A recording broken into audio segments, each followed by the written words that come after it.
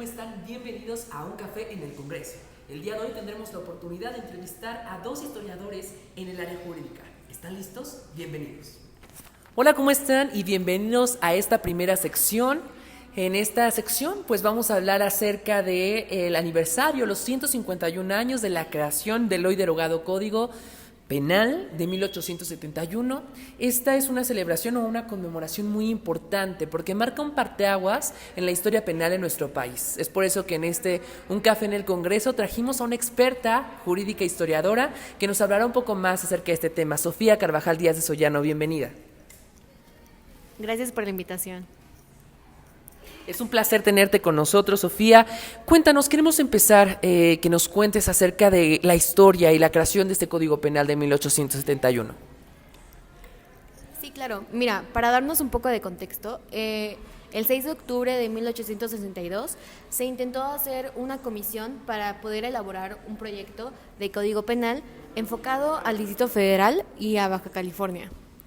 Lamentablemente, este proyecto no se pudo concluir ya que fue la invasión francesa y se tuvo que cancelar el proyecto y no fue sino hasta más tiempo después que se pudo elaborar. Esto gracias a la dirección del señor Antonio Martínez de Castro.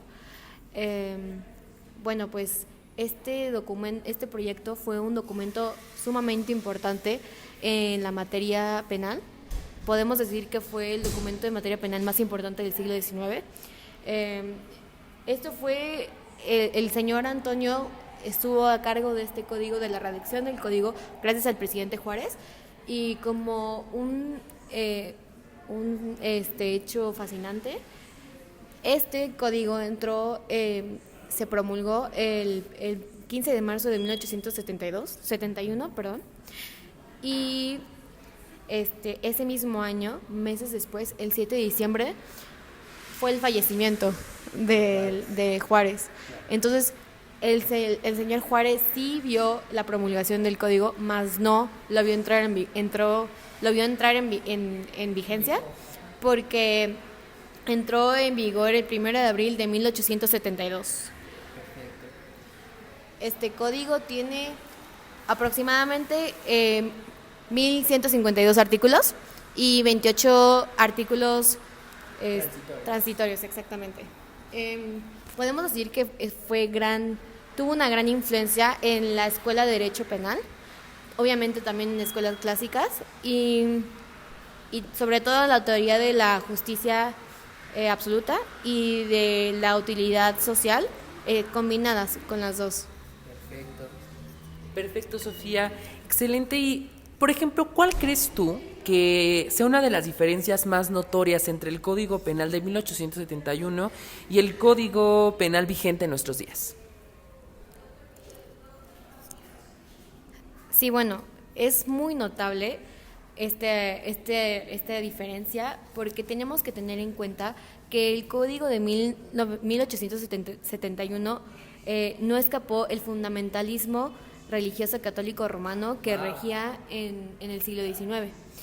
Entonces, muchos de estos delitos tipificados que vemos en este código, nosotros el día de hoy consideraríamos que es una falta gravísima a los derechos humanos y sobre todo a los derechos de las mujeres. Este código penal estaba muy apegado a lo que ellos llamaban reposo de la tranquilidad pública. Eso significa que estaba muy apegado a la moral y a las costumbres de esa época. Wow. Un ejemplo de este enfoque es que la mujer quedó restringida al ámbito familiar que administraba su sexualidad. Eso significa que se le exigía mantener su virginidad hasta que llegara al matrimonio, obviamente mantenerle fidelidad a su marido y no se le tenía permitido estar dotada de deseos sexuales, ya que se le consideraba que solo tenía esos deseos como un instinto maternal para procrear. En cambio, a los hombres sí se les reconocían esos deseos sexuales y se les otorgaba un margen para satisfacerlos, ya sea antes o después del matrimonio. El matrimonio fue considerado como un ejemplo de orden social. La mujer ocupó un lugar central en esta posición, ya que se le consideraba como un artífice de la moral familiar. Entonces, por consecuencia de eso, los juzgadores intentaron castigar a la mujer que se intentaba desviar de los estereotipos de su género. De los ideales, claro. Particularmente en las que estaban involucradas en delitos sexuales. Claro, por supuesto, y es interesante lo que comentas. Por ejemplo, ¿nos podrías comentar un ejemplo del código en cuestión? Tengo entendido, de acuerdo a lo que estamos hablando, que este código relata discriminación hacia la mujer. ¿Eso es verdad?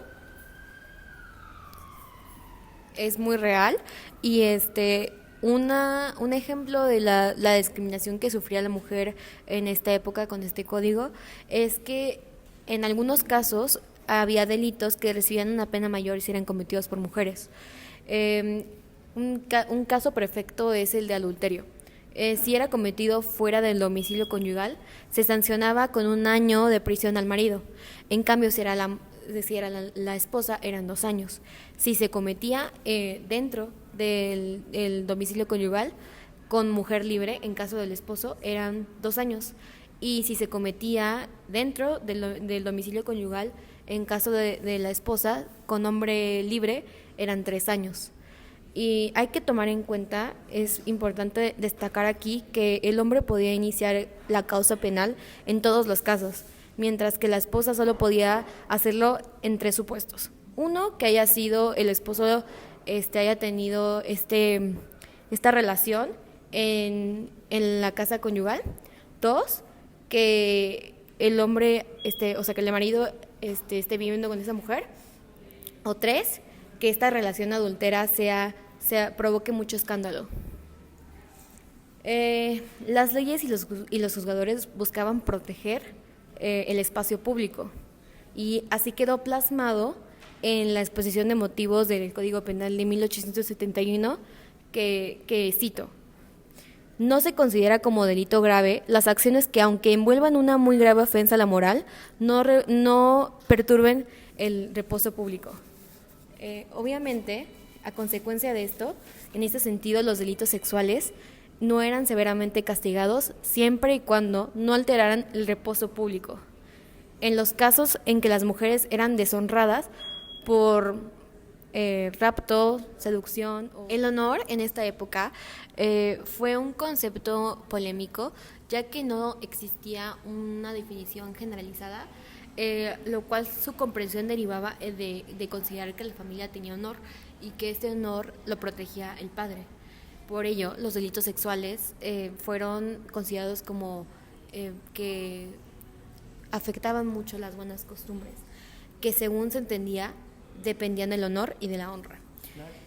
Lo que es una desgracia es que la justicia redujo la idea del honor a lo que entendía como la importancia de la fidelidad, de la virginidad y de la castidad femenina. Los valores muy morales de la época religiosa. Muy misóginos. Exactamente. Lo que evidencia que las leyes de la época pues sugieren un código de valores religiosos que hacía muy frágil y vulnerable la noción de la ciudadanía, ¿no? Más aún cuando las mujeres provenían de sectores populares, o sea, de pobreza, o indígenas, que todavía era peor su vulnerabilidad. Y bueno, para concluir, mi comentario podría ser que en esta época se creó que este código penal iba a ser una modernización legislativa, porque, como sabemos, en la presidencia de Juárez se supone que ya se había separado la iglesia con el Estado, y no se reflejó esto en la mayor parte del código penal, ya que hay muchos delitos que todavía están muy influenciados por normas religiosas, mayormente, como vimos en el transcurso de esta plática, que afectaban a las mujeres. Entonces, esta promesa que se le hizo a la República de igualar a los ciudadanos frente a la ley, es obvio que no fue una promesa cumplida. Totalmente de acuerdo contigo que este código pues vulneró los derechos sociales e igualmente los derechos fundamentales de las mujeres, y creo que es una plática que nos ayuda y que nos pone a reflexionar bastante sobre esta parte de la misoginia, esta parte de las mujeres. Lo mucho que hemos reflexionado obviamente nos falta todavía mucho que recorrer, pero bueno, tan siquiera en el enfoque de materia penal, sí hemos recorrido un camino. Claro que también nos hace falta. Muchísimas gracias por estar aquí con nosotros, Sofía. Ojalá no sea la última vez y vamos a nuestra segunda sección del día de hoy. Gracias. Hasta luego.